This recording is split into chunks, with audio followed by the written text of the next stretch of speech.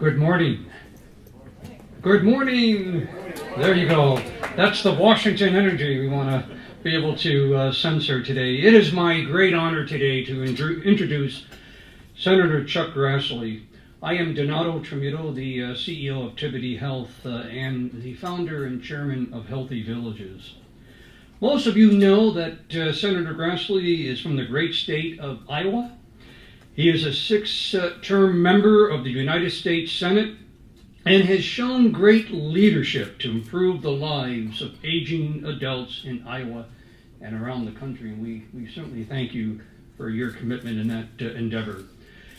With more than 16% of Iowa's residents aged 65 and older, the senator understands the unique challenges and opportunities in rural populations. And as they get older, he has understood the issues and the challenges that we as an organization, we as a community can address. Let me give you a few of his great achievements in his years as a U.S. Senator. Preserving hometown hospitals and community health care centers. Passing the 21st Century Cures Act, which increased funding dedicated to research around age-related diseases. Passing the Elder Abuse Prevention and Prosecution Act, which cracks down on financial crimes that targets older citizens. Raising awareness about the misuse of social media to commit criminal sexual offenses against seniors. His investigation put this issue on the radar of nursing homes everywhere. Senator Grassley, along with Senator Warren, passed legislation making hearing aids available over the counter to adults. As a child who lost his hearing at age 8 and who had worn hearing aids for the last 20 years, I can't begin to tell you what that means for individuals like myself. Thank you very, very much. I don't know, for those of you who have never experienced a hearing loss, the aspect of isolation, social isolation, is quite intense. Senator, you once said, and I remember this line, quote, "Maybe I should go back and ride my tractor." I will say to you that in behalf of all the children, in behalf of all the seniors, and in behalf of all citizens of this great country, we are very happy that you remained in Washington and you took the time to drive forward and address the issues before us. Ladies and gentlemen, it is my great pleasure to introduce to you Senator Chuck Grassley.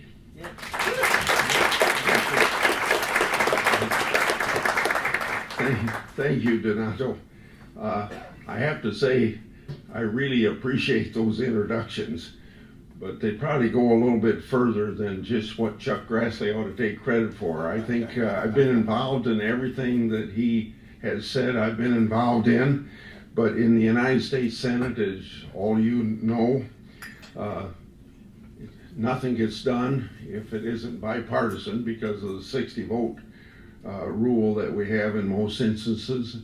And the other thing is that you don't get it done unless it's bipartisan. So I'm happy that the Lugar Institute at Georgetown and a more recent one, I think it's called Go Track, recently put out some surveys that I'm at the top of the list, not number 1, but 2, 3, or 4, and no lower than 5 of people that work in a bipartisan way.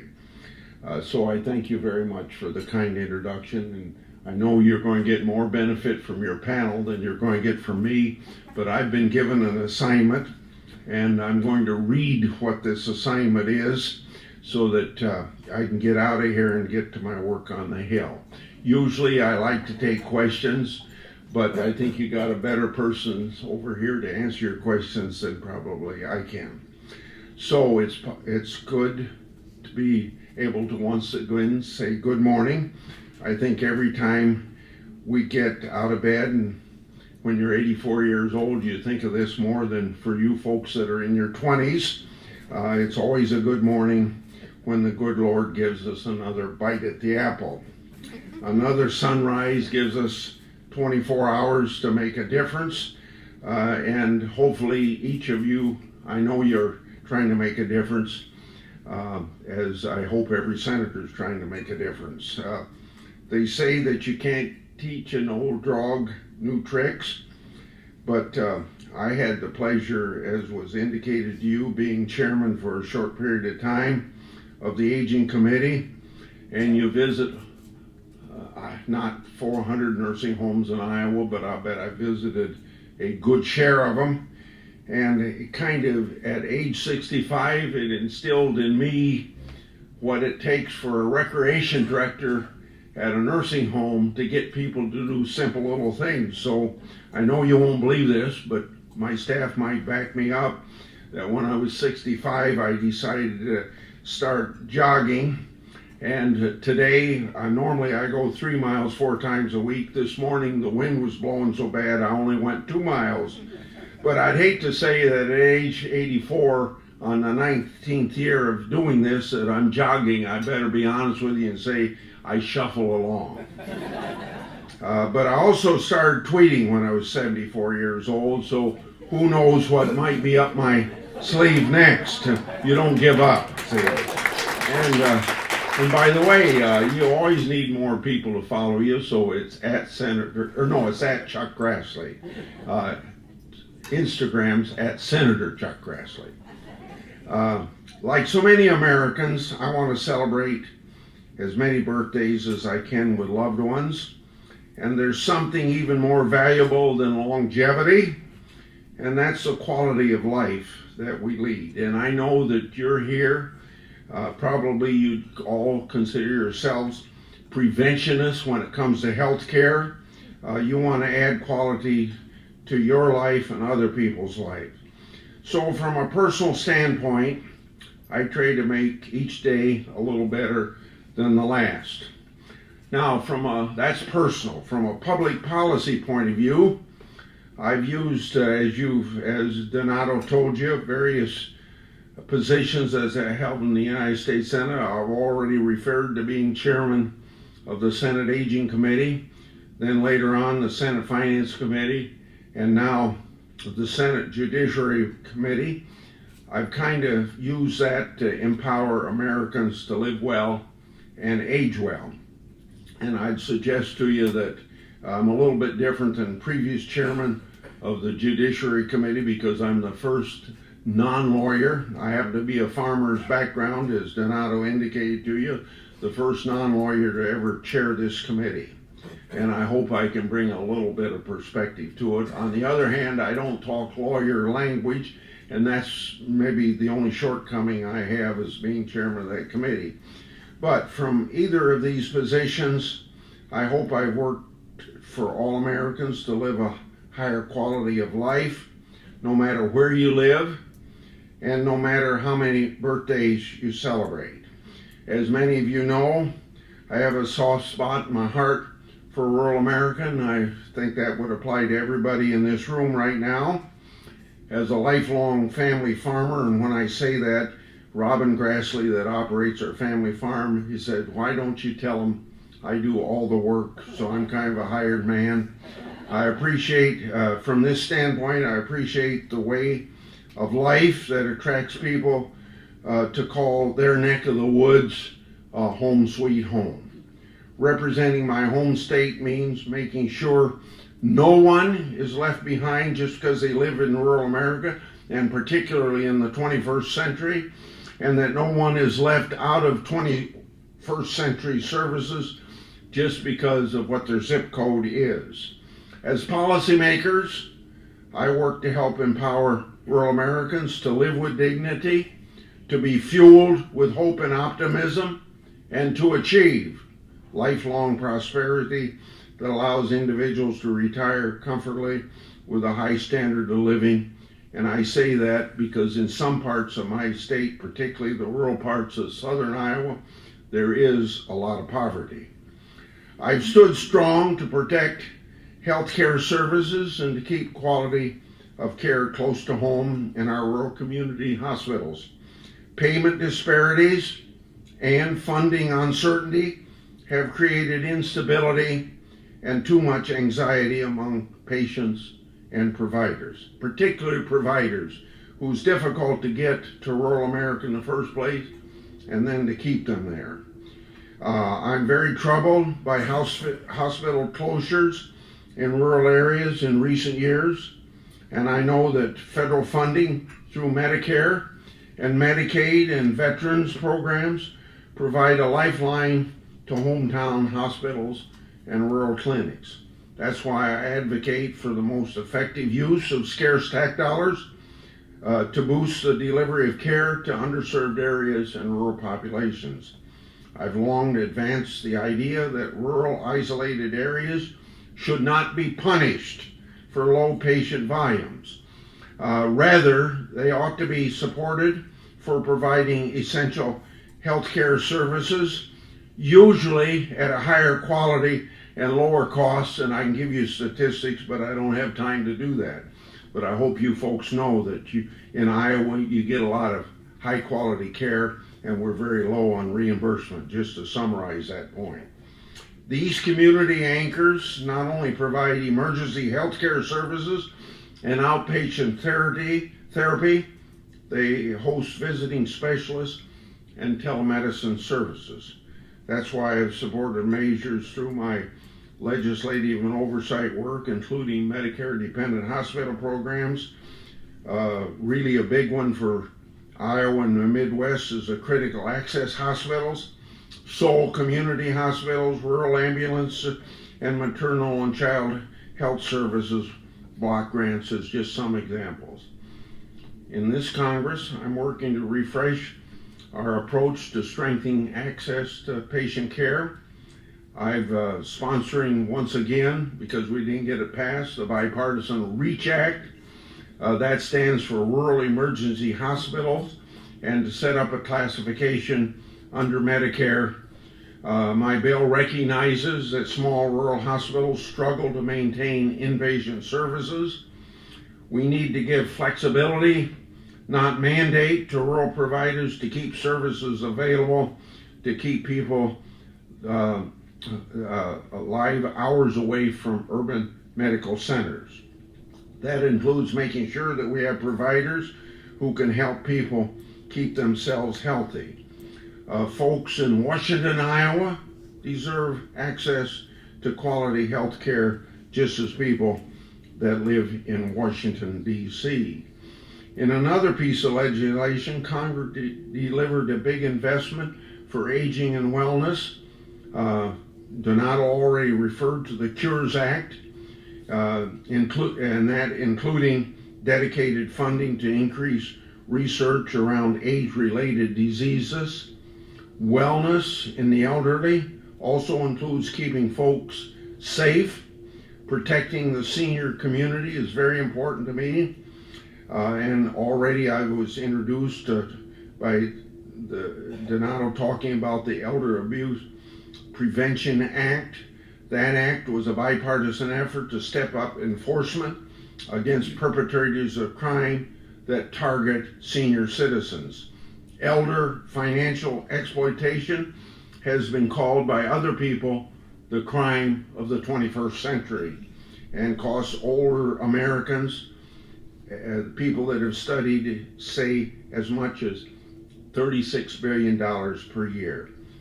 Another bipartisan bill, this one was, again, Senator Blumenthal of Connecticut and I took action to address such kitchen tables issues, personal dignity issues with this legislation, which is now law, and I thank Mr. Blancato for speaking highly of that when he was recently interviewed on that subject. Another kitchen table issue was affordable hearing aids. Now, I get this bill passed. My wife said I ought to make use of it. I'm not going to make use of it. Up to 80% of the seniors who need hearing aids do not use them because they can't afford them. Making hearing aids available over the counter will allow the market to drive down costs and improve quality. Senator Warren, another bipartisan person I work with, worked on this bill, which became law when we reauthorized the FDA last summer to regulate in this area. And the regulation was for the purpose of getting these cheaper hearing aids out there, because not everybody can afford $3,000, $4,000, or $5,000. People who need hearing aids but don't use them are at increased risk of social isolation, fall, and dementia. I hope this one bill can do a lot to help seniors.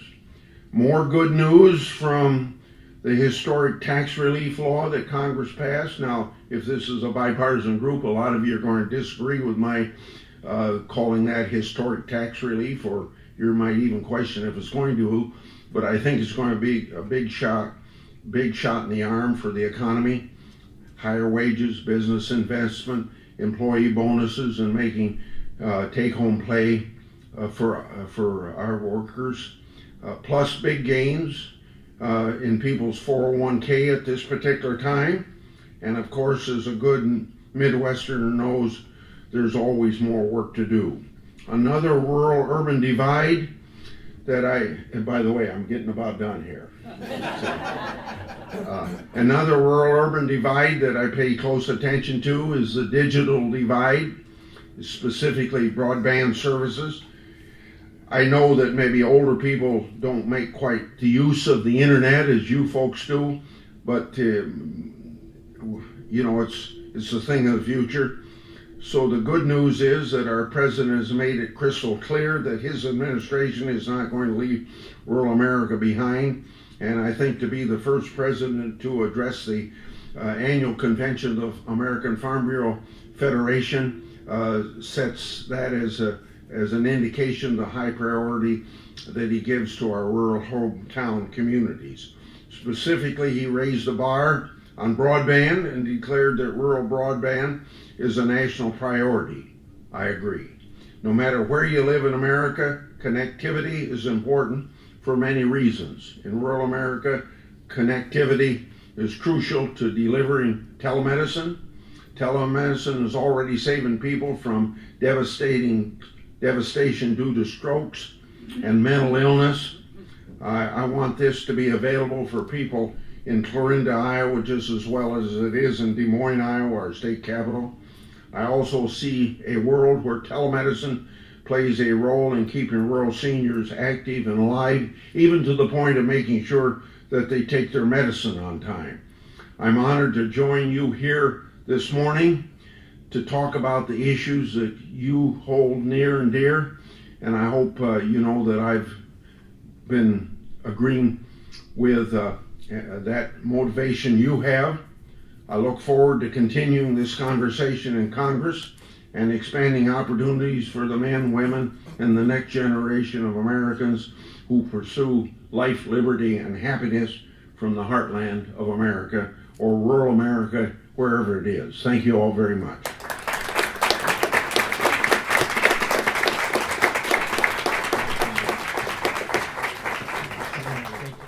Well, colleagues, good morning again. Thanks so much for coming. We really appreciate. How about another round of applause for that senator, huh? I didn't run 3 miles this morning. I wish I did. So I'm Dr. David Nash. I have the privilege of being your moderator this morning. I'm the founding dean of the nation's first College of Population Health, and that's based at Thomas Jefferson University in downtown Philadelphia. I'm joined by an amazing group who I'll introduce in a moment. I should also point out I'm 3 years away from Medicare eligibility. So I'm particularly interested in the issues of aging, and certainly we have a great interest in rural health at our College of Population Health in Philadelphia. You have some amazing material in front of you. I hope you'll make good use of it when we're done and refer to all of the pretty incredible research that's gone into what are some of the challenges, healthcare challenges especially, that we face in rural America.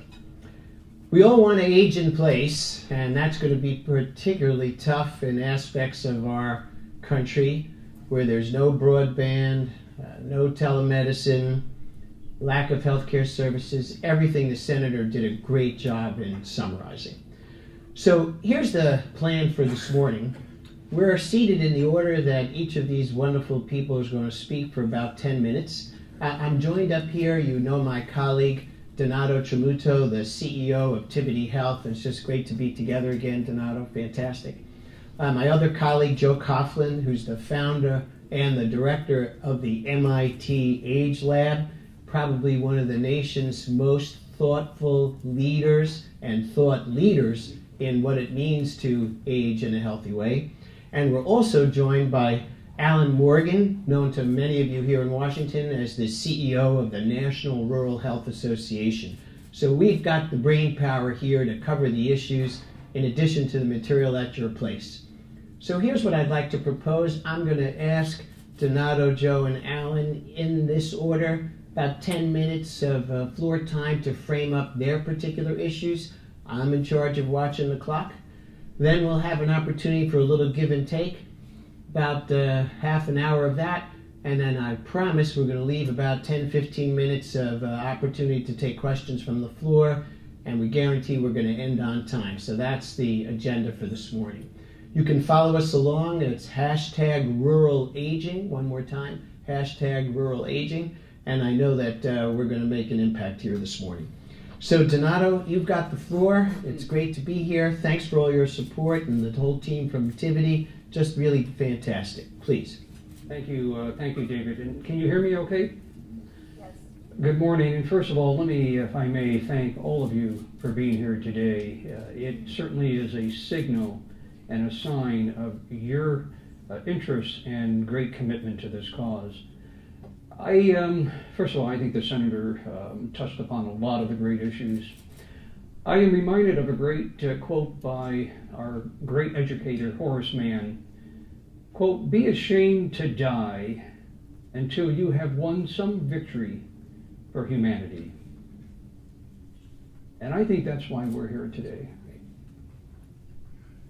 65, and David, I'm like you, I'm 3 years away from turning 65. It should not become the death sentence for us. Let's hope not. 65 should become the life renewed sentence for seniors. I have had the privilege of leading a company, Tivity Health, whose efforts is devoted in bringing vitality to older Americans. We provide physical fitness to more than 16 million Americans. I have had the opportunity to travel across this great country. I have visited with more than 2,000 to 3,000 of our members.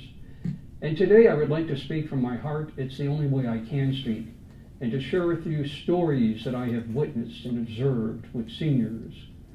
Most recently, this past Monday, I met a 81-year-old senior who mentioned to me that she did not have this ability to have Silver Sneakers, which is our flagship program, that she would not be alive. She lost her husband 11 years ago. She lost 2 of her 5 children. The social isolation that she's experiencing in rural America is quite intense. She can't afford to buy a tablet. She can't afford, as perhaps we can, to have an iPhone.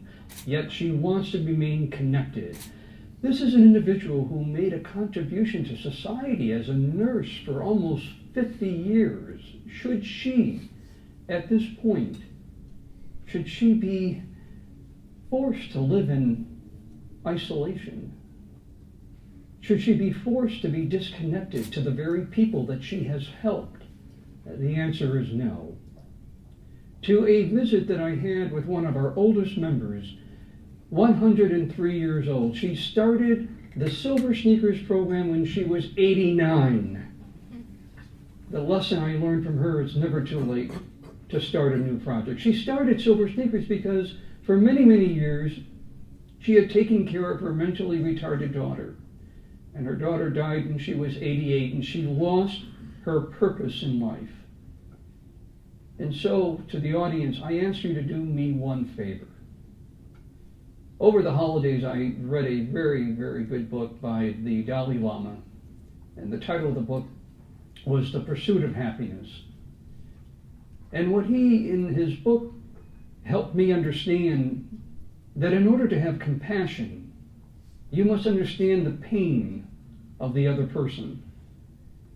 As I look in this audience today, I see a lot of young people, and we were, I think we remember, we were young at one time. We were starting off in our careers following college. We had great hopes and great dreams that we were able to fulfill.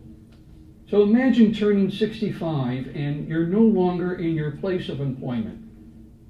And then a few years later, for whatever reason, you lose your hearing and you start to feel isolated. You don't want to go out. You don't want to have dinner with your friends. And then you lose your spouse, or you lose a child, or you then develop an illness. Should that individual be isolated because they don't want to admit that there is isolation in their lives? They don't want to admit that there's loneliness? During the early 90s, I worked with Arthur Ashe to drive forward the importance of bringing AIDS out in the workplace.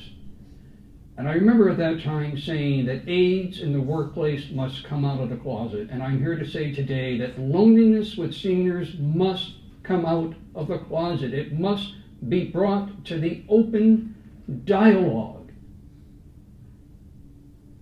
We must understand what that population is going through, and we have an opportunity to win a victory.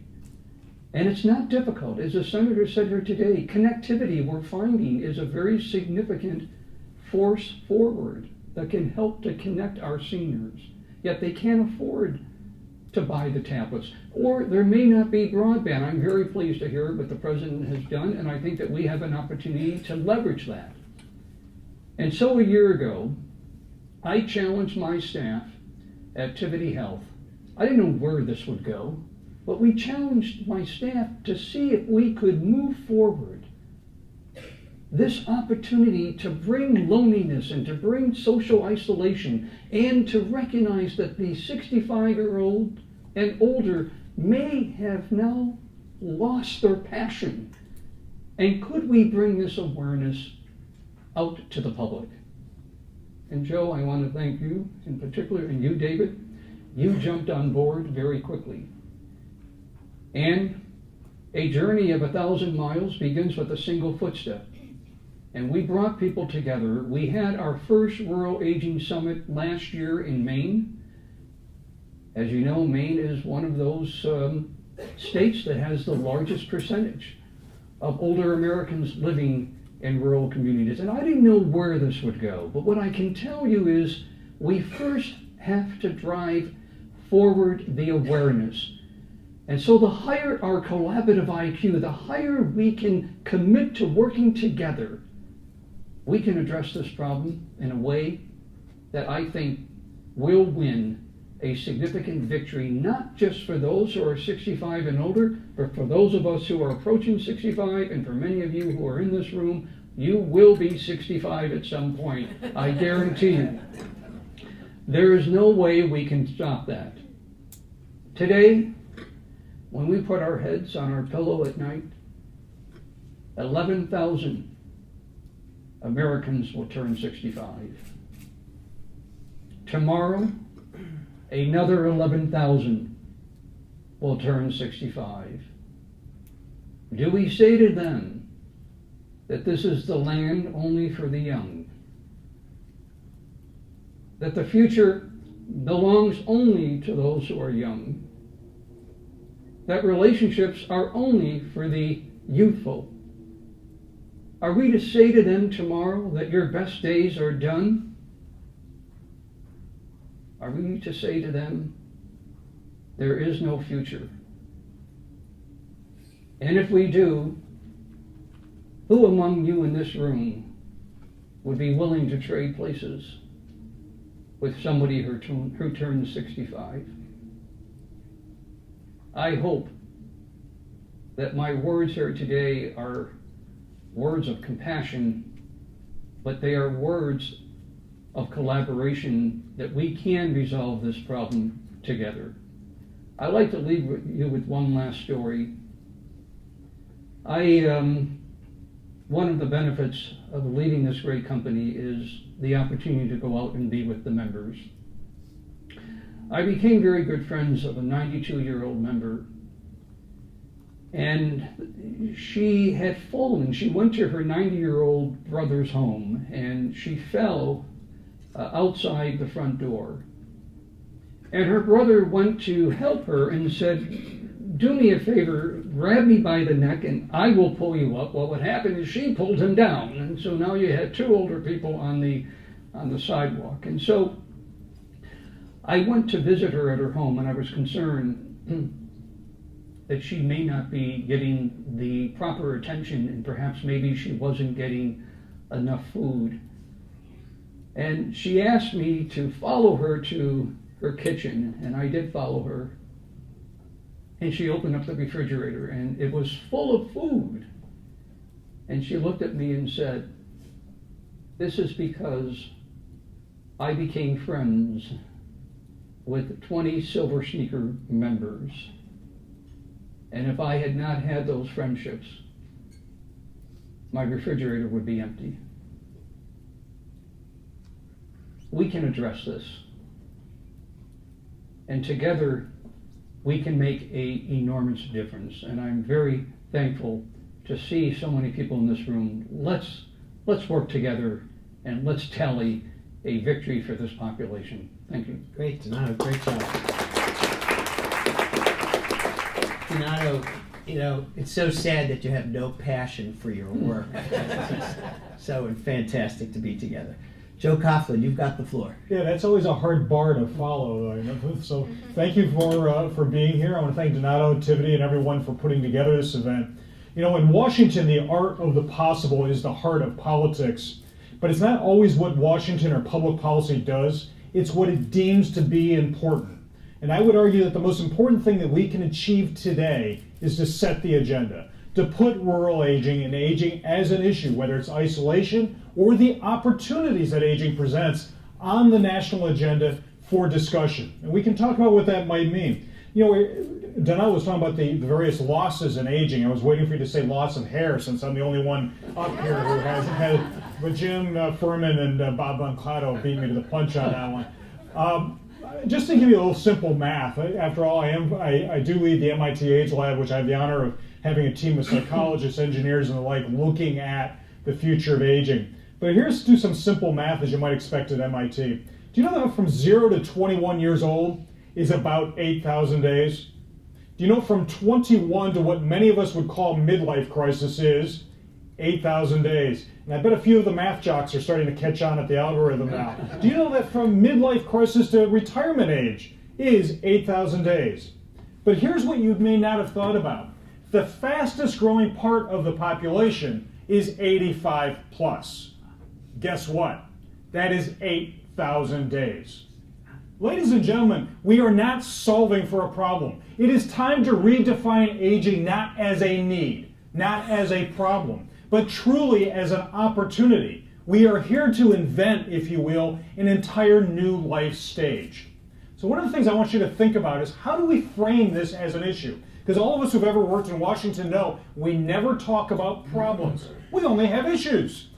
But how do we frame them is probably the most important thing. Because how we frame an issue, by definition, defines in and out the range of acceptable, affordable, and available technologies, solutions, and policies that we deem are appropriate to be responded to. So let me give you kind of three little frames to think about. I'd like to call this aging, what's the matter? Well, the first one is rural aging. That's a matter of definition. If we use the U.S. Census, rural aging becomes, shall we say, fairly narrow. We look at communities under 5,000 or maybe under 25,000. The U.S. Census, I live and die by a lot of that data from my own research and publications. But the U.S. Census, remember, is also a construct of what society deems to be appropriate at that time. I'll give you an example. I am half Italian by background. In 1900, the U.S. Census deemed Italians a race. But many of us would never think about that now. One of the things I want you to think about is the definition of rural aging truly what we think it is numerically? Or should we start thinking about, is it the now amount of access we have to the activities that have the intensity, the density, and the accessibility to those things that we deem not just necessary and important, but those things that we want? So in many ways, I would argue that rural may also be like pornography. You know it when you see it, but it may not be exactly what you think it is. A town with a vital American Legion house, a good church in the town, with a general ag store nearby that has some activity on a Saturday night may be deemed rural, but may also be a very good place to live as well. So we can't throw it all in one place. Second, I would argue more rural aging. Is it a matter of problem or is it a matter of opportunity? You know, rural in recent years has now, shall we say, fallen on hard times. Rural has been kind of put into a framing of, oh, you live outside the city, or you live out there. Well, if you think about American history and American political culture, it was never that way. Rural was the very essence of American political culture, of what was good about the country, what was truly democratic. Thomas Jefferson and others in this town celebrated rural America as the, shall we say, the roots of who we were. So we should not divide the country into urban or rural, but we should not leave anyone else behind. That we should look at the new longevity economy as being far beyond the geography of where we live, but what we do. Think about the speech that we traditionally use when we want to equate things that are good. Think about where this comes from. You know, Senator Grassley used some great phrases that come from our rural heritage. Homegrown, hometown, home sweet home, American heartland, Main Street. Interesting. I didn't hear sharing economy, internet, iPhone, and the like being those things that pull at the heartstrings that really get people motivated and moving and going ahead. So are there issues out there? Absolutely. We have isolation, we have nutrition, we certainly have transportation issues. But we also have great opportunity. I want you to ask yourself, who else should be at the chairs in this room? What are the other players in rural America that we do not think about? One of the number one exports of this country is agriculture. $118 billion a year. So if you're in the Midwest, beef, corn, wheat, very important. New York State, capital of financial services world. And yet the number one export in New York State? Diamonds. Maine, it's lobster. Power, energy, electricity comes from rural America. Where are those institutions, those corporations, those nonprofits that should be in the room, not just to talk about what we need, but what we can create as a new opportunity? And then finally, rural aging, a matter of health. We have kind of started to, shall we, devolve into making health be all about our physical well-being, our ability to manage chronic conditions. Not incorrect, but indeed woefully incomplete. As Donato speaks about isolation and the like, one of the things we need to start thinking about is that there's far more about health than physical well-being. There's engagement, there's sense of meaning, there's social connectivity. And by the way, the future of work has been ongoing in rural America far longer than urban America. You know, in urban and suburban America, we are very happy to talk about our retirement age. Does anyone know what the average age of the American farmer is? 61 years old. Does anyone know what the average age of a utility worker is in the United States and rural America? 57 years old. Truck drivers, 58 years old. The fact of the matter is that there is a very big part of America that retirement is a nice idea. It makes you eligible for a variety of things, but the future of work continues throughout a lifetime. One of the things that we have not also spoken about, but you should think about, is that the number one way we have always aged well has not just been exercise, it's not been saving, it's not been eating well. What is it? Family. Having lots of kids has been the best retirement plan.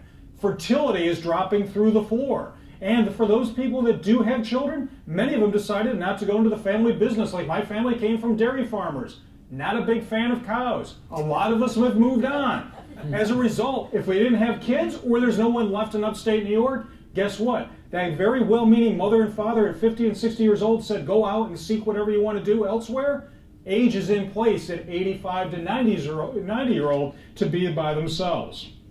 And frankly, the other part of it we need to think about is that we have a crisis of institutions around the country, not just in rural America, but the Kiwanis, the Rotary. We are dying for membership in those fields. Churches, faith-based organizations of any variety are losing members in high numbers, and they have been the social glue, not just social services that have been caring for an aging population. The Catholics, just to pick one, have lost 2 million members in the last few years. Methodists lose 199 members per day. It's essentially one church going out of business per day. And I would also be remiss to say that we need to talk about the importance of gender, generation, as well as ethnicity and race. Nearly 43+% of women over age 70 will be living solo around the country. There's a profound gender issue here. There are different styles of caregiving and ethnicity and race and how they trust and receive services as well. So let me end my remarks, and we can certainly get on to questions in a moment. I want to give you some thoughts in terms of how would we frame this up in terms of where are the pockets of opportunity. I want you to think in terms of 3 C's: communications, connections, and caregiving. Communications. Frankly, the bottom of Maslow's pyramid today is Wi-Fi. And yet there are many parts of the United States, particularly in rural United States, that not only do not have Wi-Fi, they have very bad broadband to begin with, if at all. Telehealth can't get there, if you will, if we don't have that. Training and education across the lifetime is not just for a few people who want to change professions, it's become the new normal for everyone, and it must reach rural America. Connections. All of us take great pride on whether it's Uber, Lyft, or a variety of sharing economy services that we take for granted if they serve your area, if you have the connectivity, if you have the technology. And by the way, government is taking great pride at the local, state, regional, and certainly federal levels of becoming digital government. Well, that's great. In communications and connections, connecting with those services are only as good as the connectivity that we can provide in that part of the world. And then lastly, an area near and dear to my heart, caregiving. 1 in 4 American families provides upwards of 20+ hours per week to an elder loved one providing care. The opioid crisis has given us a dearth of caregivers, or caregivers that are saddled with 2-3 generations that they are caring for. And the distant caregiver, the person who moved away from upstate New York or rural Iowa or whatever it is to move to Phoenix, Atlanta, Boston, whatever, still wishes to provide care. How do we provide the tools and the techniques and the services to be able to do that? Again, I want to thank all of you for being here. I want to thank my colleagues up here. I think we've got an opportunity here to set the agenda and make a moment into a movement. Thank you. Great, Joe. Thank you. Well, Joe, I like your 3 C's, so one more time: communication, connection, and caregiving. My wife and I are blessed. We have one parent left between us. That's our 95-year-old Grandpa Harry. And we talk about communication, connection, and caregiving every day as it relates to Grandpa Harry. So we're going to come back to those 3 C's. Sure. So Alan, something that doesn't happen too often in your house, you get the last word. Pretty important. Wonderful. Absolutely. And you're here in your role as really super important in this town as the CEO of the National Rural Health Association. I think the senator set you up just beautifully, so you have the floor. Well, he certainly did. Thank you, David. Well, and Joe, thank you. I'm glad that David, his takeaway was the 3 C's. For me, I just never thought of my kids as my retirement plan. They're going to be thrilled to hear that. So thank you for that. Retirement cost.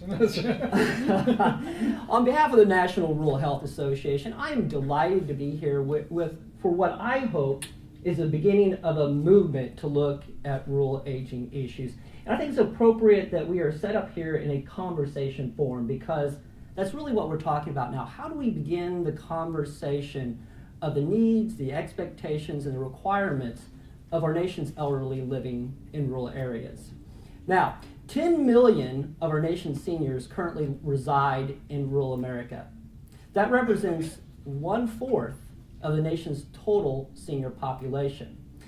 Better context for that is, what does that mean for rural communities themselves? That means that almost 20% of the population in any given rural town is elderly, compared to urban areas where you see roughly about 12%.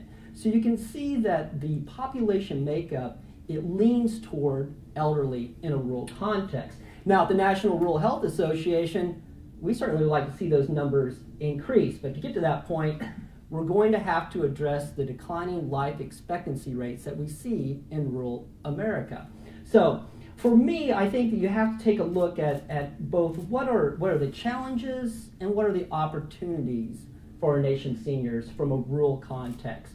And the senator did a wonderful job of highlighting the rural hospital closure crisis that we're currently experiencing.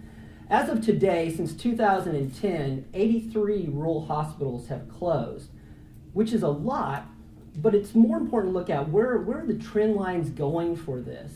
Our organization projects, without local, state, and federal intervention, as many as 700 rural hospitals could close over the next decade.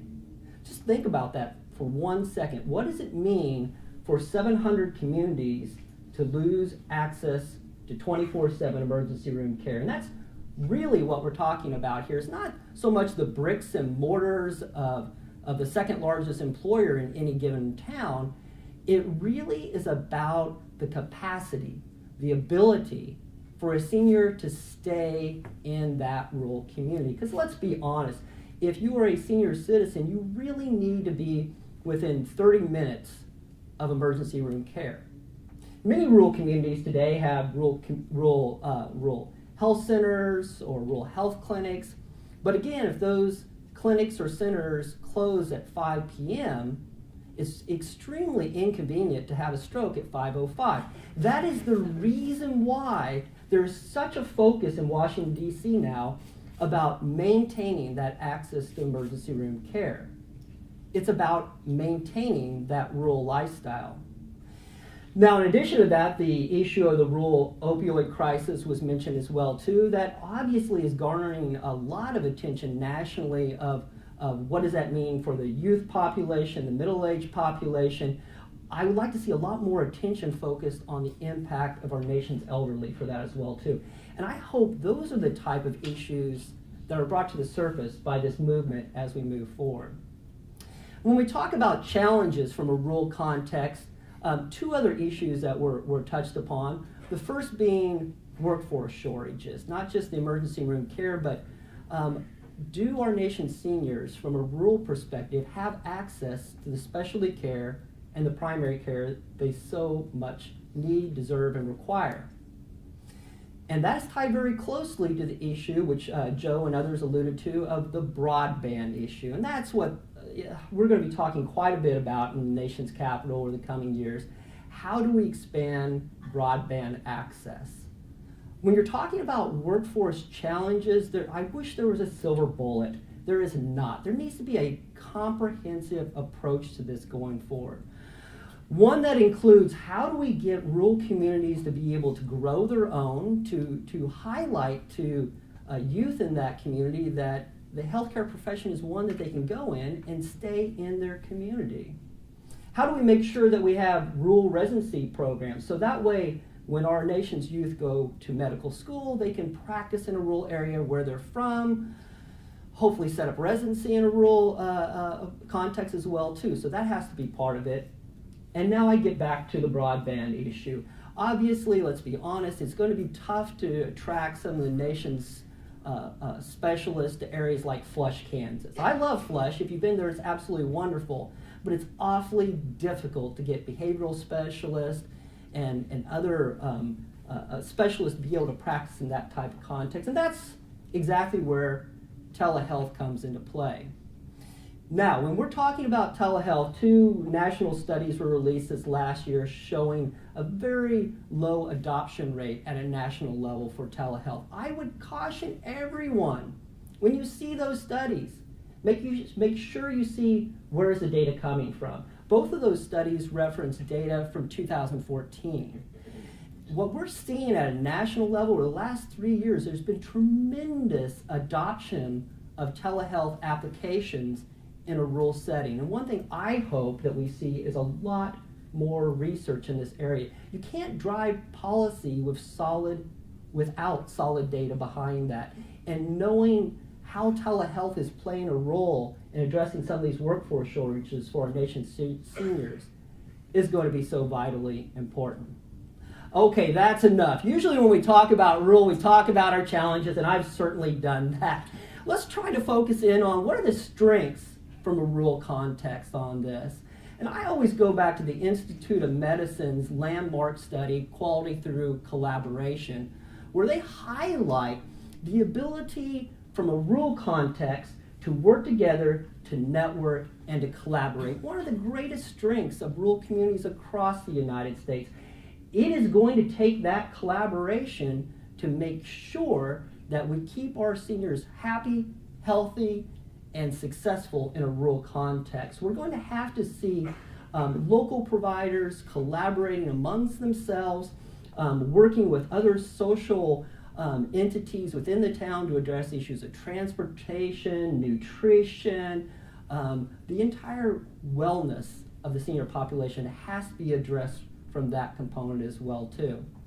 Quality in a rural setting. I think most people don't realize that from a primary care standpoint, the quality metrics in a rural context is equivalent and in some cases better than in an urban area.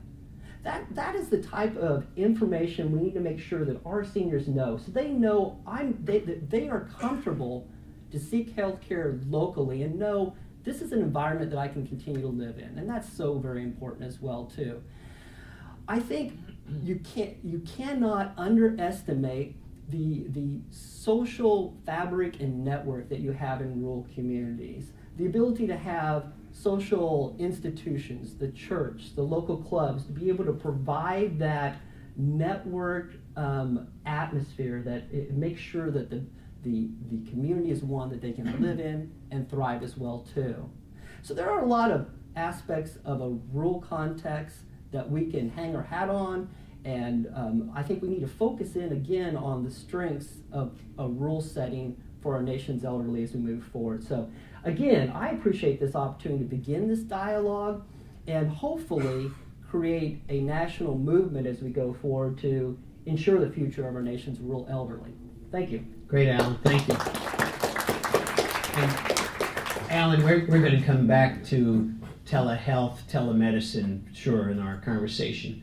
So as promised, what I'd like to do, I'm going to get the conversation going here. I'll watch the clock, make sure we save some time to take questions from the audience, and I really am grateful for your attendance and your attention as well. So Donato, you talked a little bit about launching the movement, and we were part of that sort of inaugural meeting last summer up in Maine. Fantastic. Well, what do you see as the next step after today to really energize and get the movement in the right direction?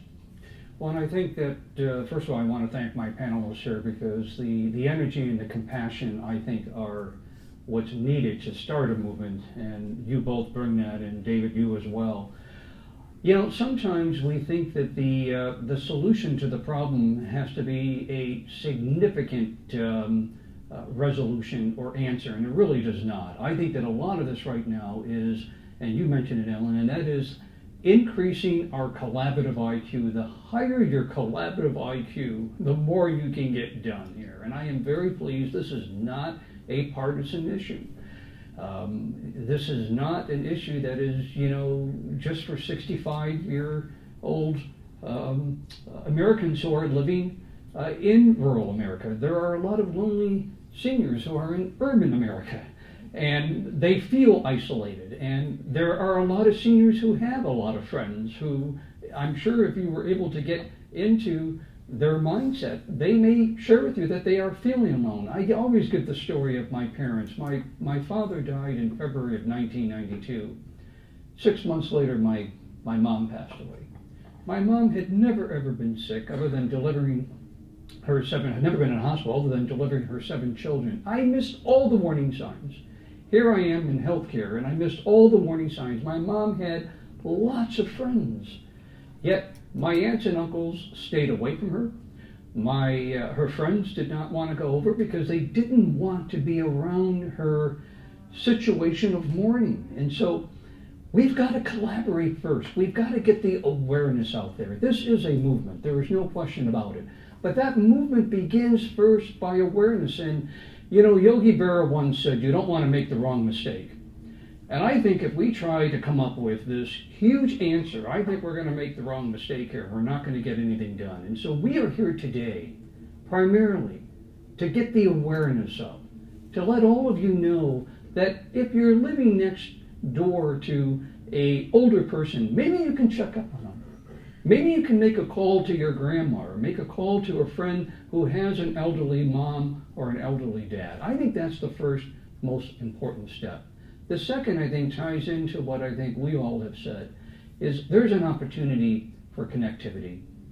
Behind me, you see the logo for Healthy Villages. Healthy Villages is an organization that I founded in 2011. Not any indifferent to the movement we have here today. We started Healthy Villages because of the awareness that 1 billion people in our lifetime will go to their graves prematurely because they never had access to a health care. That means that 15% of the population is doomed because they don't have access to a health care. And the reality is you're not going to educate enough physicians and nurses to address that problem. And so what we did is we brought technology into East Africa. We brought technology into Haiti, and in 5 years, we have reduced infant mortality from 100 deaths per 1,000 births down to 20 in East Africa. We have reduced maternal mortality in Haiti, all because of technology. And I think technology can help with the lack of connectivity in the senior population. And so I think those are the two that I would say that this movement can embrace in terms of getting things done.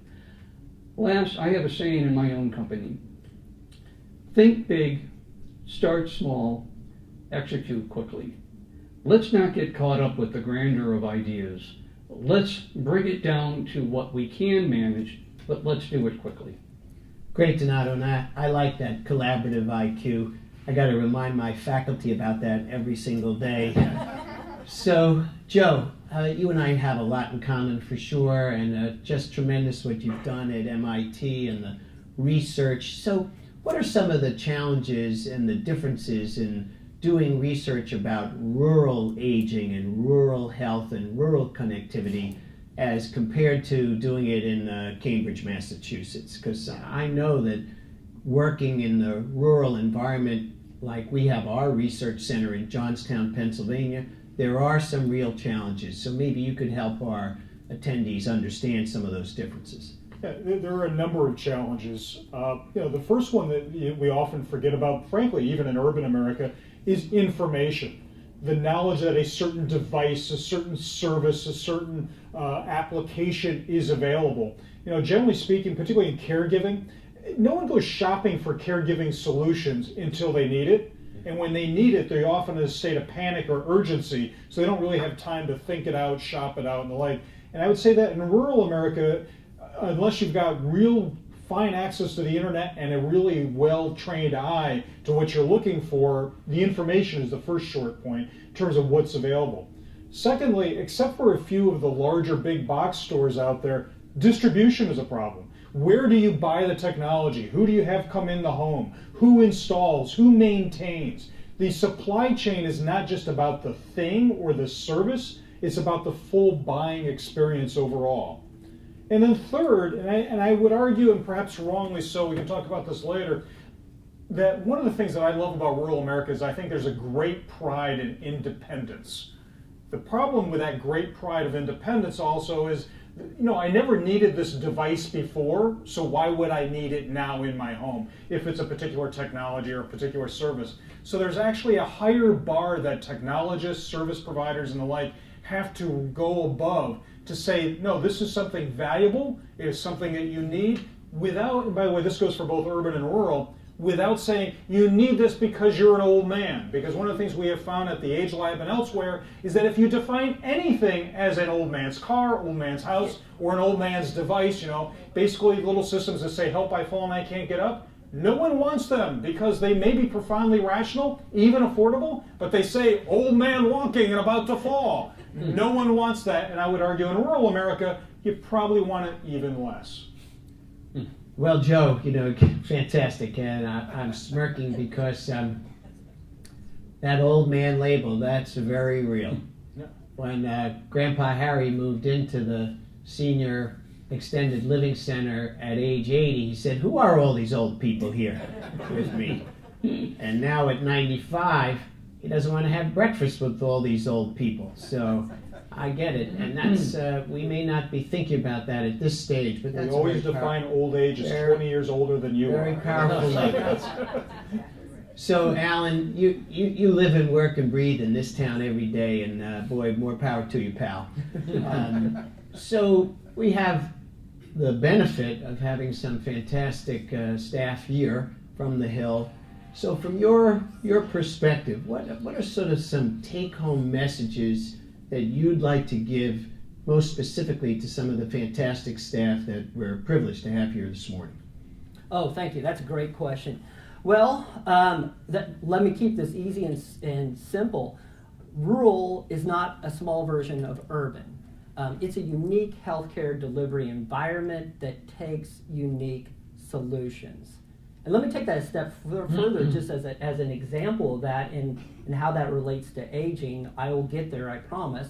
A very good friend of mine who lives here in Alexandria has a psychologist for her cat. To me, that seems unusual, but to her, that's completely acceptable and a badge of honor. In a rural context for our nation's elderly, seeking behavioral health care carries with it a tremendous social stigma. And so how do we manage to deliver behavioral health services to our nation's elderly in a respectful, confidential manner that meets their needs but doesn't create problems within the community that they live with? And so as you're talking and thinking about policies and legislation, it's really important to talk with your constituents and get first, how is this going to play out in the small town itself? And that is a tremendous takeaway, number one. Number two, rural health. Google, Yahoo, Bing, type in the words rural health. Our website is always the first thing that comes up. Tremendous resources on that from a Hill perspective, policies, recommendations, and research. Thank you. Great. Well, and let's not really, underestimate this social isolation leading to depression, which also augments dementia, actually increases mortality. So this is not just I'm feeling sad. I mean, this has a lifespan issue, productivity issue, and of course dementia, then that leads to more caregiving. So there are really important social and economic consequences of this, and I didn't want us to skim over that. So, Joe, I'm a big fan of yours, as you well know, and your last book, not the newest one, but the longevity economy. So, could you connect a couple of dots for the topic here today, the longevity economy in rural America? What are some of the challenges you see there that are specific to rural America? The premise of my book, The Longevity Economy, is that we should look at aging as an opportunity, not as a crisis by itself, that it's an opportunity to invent an entire lifestyle that with any luck all of us will have. The challenge we have in urban America is that the majority of business, and I would argue the majority of policymakers, still look at old age as people who would not want anything new and are only based upon needs, not necessarily wants or desires. So to your point, David, if you look at the rural part of the world, they even understand that less. So they understand the urban aging population very poorly because we have them, shall we say, characterized as, well, they're only loyal to what they bought when they were 18 to 25, they don't like new technology, and generally speaking, they've retired, they're off the grid. And those are the people we know. In rural America, the business knows less and policymakers have paid far less attention to. That's even more disparate. They do not know the unique needs of the health delivery service. The word I was waiting for you to say, particularly with around health and mental health delivery, is the word dignity becomes an even greater issue, I would argue, in rural America, because you can't hide in your high steel and glass apartment building as we do in the city when you're basically walking right down the street in front of your neighbors every day as you go into whether it's the senior center or whatever it might be. So I would argue that, frankly, it is truly an uncharted market and territory to even understand that consumers' needs. But the most important thing is we've never really thought about the aging population as having wants, as a market to be fulfilled. So in the Age Lab, is this a potential future area for you and your team? Absolutely. The longevity economy, if you look at the aggregate population, believe it or not, is the largest economy after the U.S. gross domestic product, China's gross domestic product, and then the 60 plus around the world. So look, I'm saying that there are needs. In Washington, we think we should take care of those who cannot take care of themselves as well as they would like. But we should also look at this as an opportunity to facilitate new markets, new opportunities, and new ways of life, and definitely MIT Age Lab is part of that. So I'm going to let you have the floor for the last question here, Joe, and then I'll go to Alan and end with Donato. So in your Atlantic piece, which also was great, why businesses misunderstand old people, any special kernel from that piece that you could also sort of attribute to the rural population? You know, hopefully I hit it a little bit in my opening remarks. You know, the most powerful thing that Washington produces is not public policy or education or even agenda setting. It's stories. That's why Donato's opening was so important about the stories of these individuals. And the reason why business does not get old age, and frankly why the policy community does not get rural old age, is that we are hemmed in by an old, antiquated story. The story of they're only about needy people. The story that they are only sick. The story that they are only technophobic. The story that they're not educated.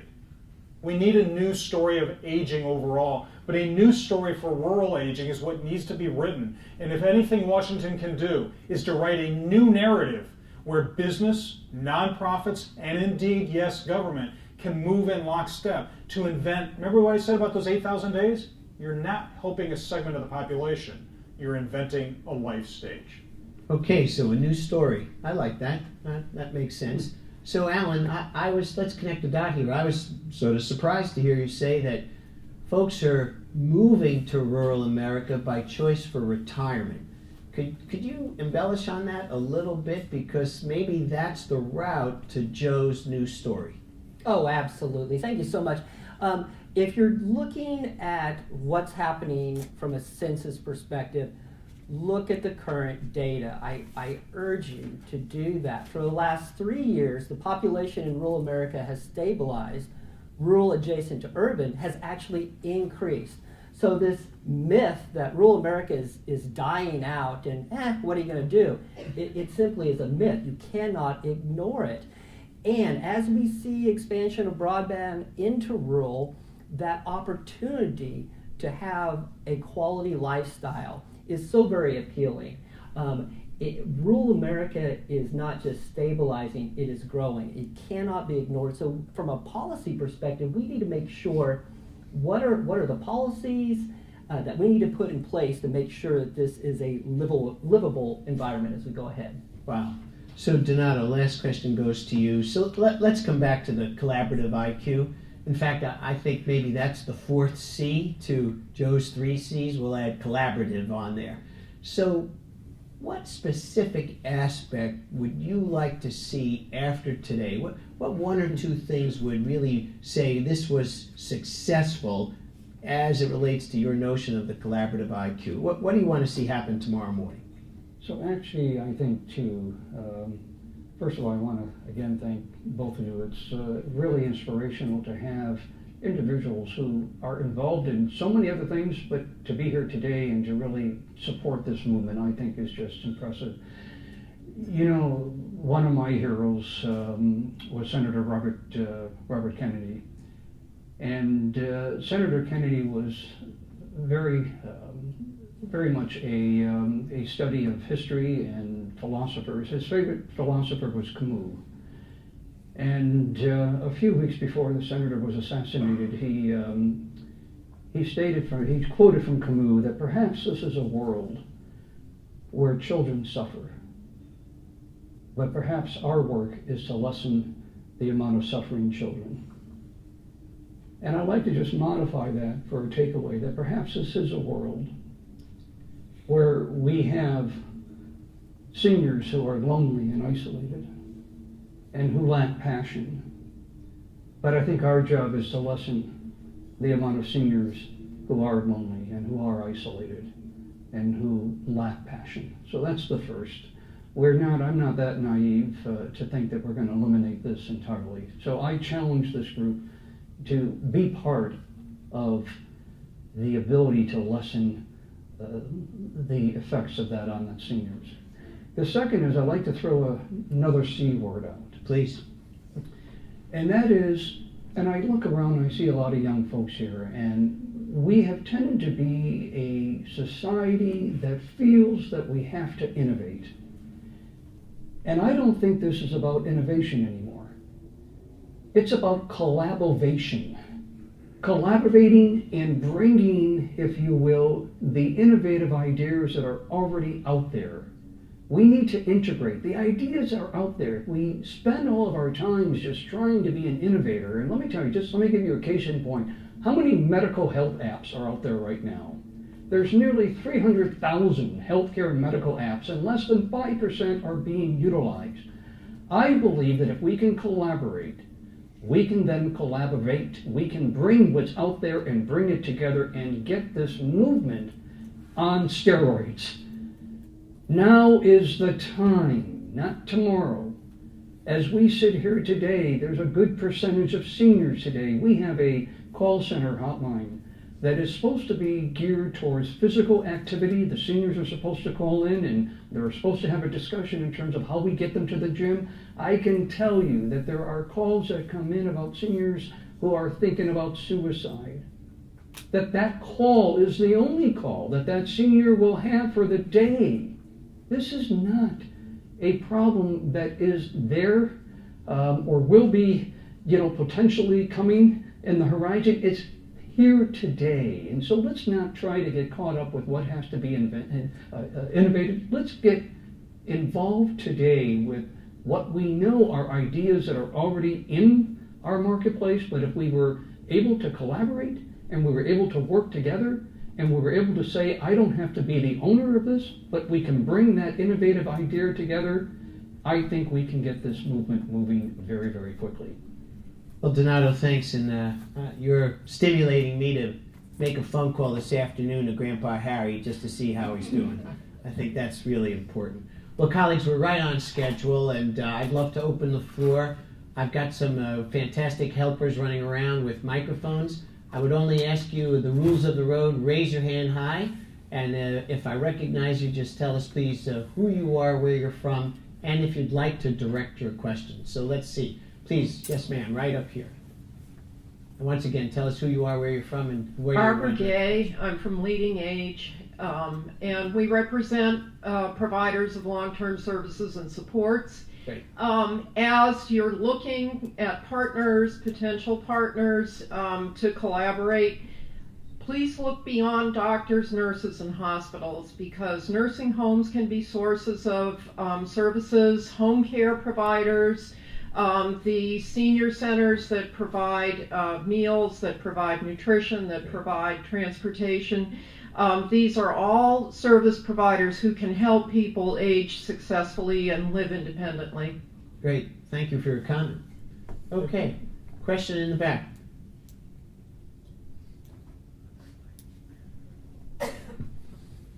Thank you very much. I'm Marge Kelkelly. I'm Senior Policy Advisor for Senator Angus King from Maine.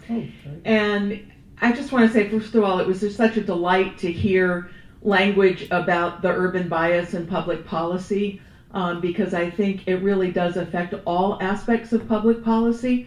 Rural isn't small urban, and there are lots of advantages. Rural is very strong, both in individuals and communities. And I would hope maybe one of the things that could come out of this is to have this discussion, not just in terms of aging and health, which obviously are critically important, but in all aspects of public policy. Because as we improve all of those in terms of the awareness of what rural is about and how to meet the needs of rural, we in fact are going to be helping our aging population and all of our communities. So thank you for what you said, and I hope we can just spread it further. Great. Thank you. David, could I? Please, Joe. Just follow up on first the woman from Leading Age and also the staff's comment. One of the things we want to think about is that there are all different nodes of service provision within the rural community that's already there. So if I've got congressional staff in the audience, I've got two asks right now for you to think about. One is we've got to get signal out there, broadband, whatever it might be. I mean, I know that's been an issue forever, but it's been forever and there's still people without adequate signal, if any at all. But the second point is that, as a woman from Leading Age mentioned, we've got a number of service providers, but there's another service provider that we don't think about in rural America. The United States is littered, and I'm a product of a state university, but is littered with community colleges and state universities, most often by design put in very rural areas. These institutions of higher learning should not just be areas for research and education. They are vital areas for engagement and social activity, health provision, as well as basing services that could be operated out of there for an aging society, making it cheaper for the public as well as private entities who may want to set up shop but don't have the logistics to do so. So using what we have, I think in many ways may move this faster. Because I don't know about all of you, I'm aging pretty quickly. Let's get this done. Great. Thank you, Joe. Yes, ma'am. Hi, good morning. Courtney Baldridge from N4A. As we march forward, there's a lot to do. And you've talked about collaboration. It's critical anytime we're talking about solutions to take it down to the community level. I know at N4A, we look forward to continuing to work in this space. We have area agencies on aging and Title VI Native American programs in every community. But to reach out and collaborate with all of the stakeholders in the community to see solutions that are appropriate for that particular community. Because no community is alike. The needs, the barriers are different in each community, but so are the opportunities and solutions. And I think it's critical that we empower the people who are on the ground to step forward and that we help provide them a pathway forward by maybe doing some work in community to look at what are the barriers that tend to trend across some of these rural and isolated environments. What are the opportunities and the low-hanging fruit to make some real headway to drive better outcomes and to help not only every citizen, but help every community deal with some of these problems that are almost epidemic. So we look forward to continuing to work with you, but I can't stress enough collaboration. The more we can communicate about how the communities can come together, the more I think that we'll make a step forward. So I know that, and I know Sandy Markwood's over there, we very much look forward to being a very active voice and helping this process. Great. No? You are absolutely correct. In fact, when I look around this room today, I'm disappointed in myself. We should have had the seniors there. Yeah. That they are the ones, and I have had, to visit, and I have in probably 13, 14 states now, I have visited the community, I have visited the members. To meet the seniors is to be reminded that our life is temporal. And the greatest opportunity we all have is to collaborate and to bring them into this challenge, because they do have the answers. They do have the recommendations. And much of what I'm sharing with you today, and Joe, I do appreciate you mentioning the stories, is I can only speak from my heart in terms of the stories that I've heard from these seniors and what they are saying to me. Let me give you just one example, and this is a wake-up call. I mentioned about my own parents and how how my mom lost all her friends, and it's bothered me 25 years later why that occurred. And so as I've been traveling around and talking to seniors and talking to a woman, or a man who lost their wife or husband, what I learned is the reason why they abandoned the woman is because they're afraid that they may take their husband, and they may lose their husband to the woman who lost her husband. And to have understood that, one of the things that we're thinking about, and you may, find this funny, is, do we provide a dating service? An online dating service to the seniors. And so you're absolutely correct. Getting into the community, understanding what they are experiencing is the only way that I think you, A, can get the awareness up, and B, understand what the solution might be in terms of how you address isolation and loneliness. Well, Donato, I got extra stimulus to call Grandpa Harry now. Holy mackerel. But I'm getting worried. My wife keeps taking me out. That's just fantastic. Really fantastic. All right, we have time for one or two more questions. Yes, sir. I'm Bert Heller with the National Grange. We have 160,000 of those rural aging folks in farming and ranching communities, in welding and shop communities. We're the workforce of rural America. One thing I would challenge us to do is to figure out how not only to connect broadband, and the Grange is very fortunate to be on the Federal Communications Commission Broadband Deployment Advisory Committee and spearheading to try to do this, is to connect to the grassroots person. We have a lot of federally funded, state-funded, insurance company-funded service providers. We've got a lot of people that are paid by a lot of people to do some work, but we have lost or we've never gained the connectivity to the individual grassroots person. And I would connect the dots here to say that in addition to connectivity and innovation, et cetera, that the challenge will be to reach that individual. It's not going to be the Blue Ridge Mountain Community Health Services person that's going to get them involved. It's going to be their neighbor, their friend, their pastor, whatever. The big connectivity lack I see in all the discussion, and I appreciate being here. Thanks for inviting me. Is to connect to that actual grassroots human being. That's absolutely right, Dave. If I could, that is great. Burton and I work closely together, and that is one thing I want to emphasize that as well too, because here in DC, it shouldn't be surprising that across sector the rural organizations work together. Whether it's Farm Bureau, the Grange, Farmers Union, National Rural Electric Cooperative, we all talk. And when we're talking, how do we get our members at the local level to talk together too? Which gets to the point that we're trying to emphasize here, and what was brought up in some of the questions. This cannot just be a healthcare solution going forward. It has to be ag, it has to be electric, it has to be telecom, all working in collaboration together on behalf of our nation's elderly. Thank you, Burton. Thank you for that.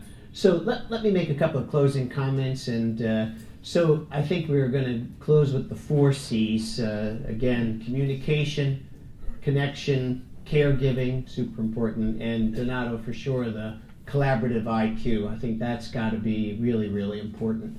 I hope you'll take a moment after this morning to look at the material that we've provided, the supplement to our journal, Population Health Management, the pictorial guide that we provided on some of the key challenges that rural America faces. So we've done all the research to hand that over to you.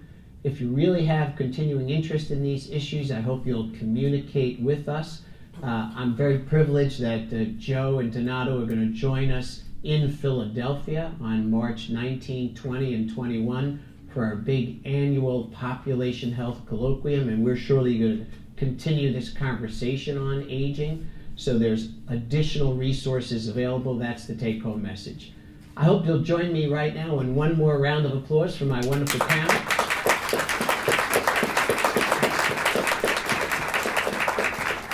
On behalf of the MIT Aging Lab, the Tivity National Rural Health Association, Jefferson University's first in the nation College of Population Health, thank you for coming. We're officially adjourned. Have a great afternoon, everybody.